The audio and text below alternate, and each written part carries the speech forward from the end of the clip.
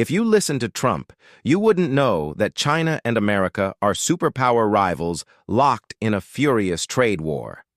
Ahead of Thursday's much-anticipated meeting in South Korea, with a fragile trade truce teetering, Trump hailed Xi Jinping as a great leader of a great country.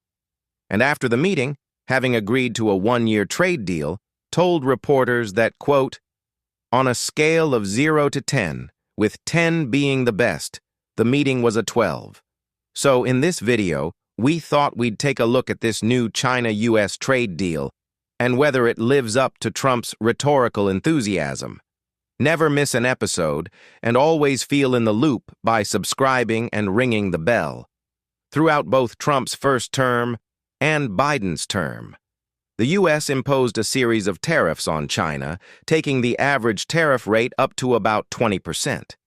China responded with its own tariffs, raising the average rate on U.S. imports to 20%. However, things escalated dramatically on Trump's so-called Liberation Day on April 2nd, when Trump announced sweeping tariffs on basically every country, including a 34% flat tariff on China. China retaliated by matching Trump's tariff rate, sparking a tit-for-tat trade war that climaxed with the U.S. imposing a 145% tariff on China and China imposing a 125% tariff on the U.S. China also imposed an unofficial embargo on American soybean imports, which has since become a big issue for American soybean farmers, as well as additional restrictions on certain rare earth elements.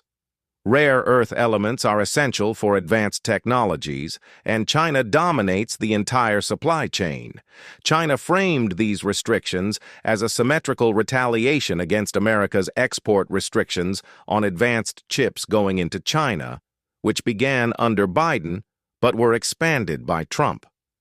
On May 12th, after negotiations in Geneva, both sides agreed to a 90-day truce with reduced tariffs,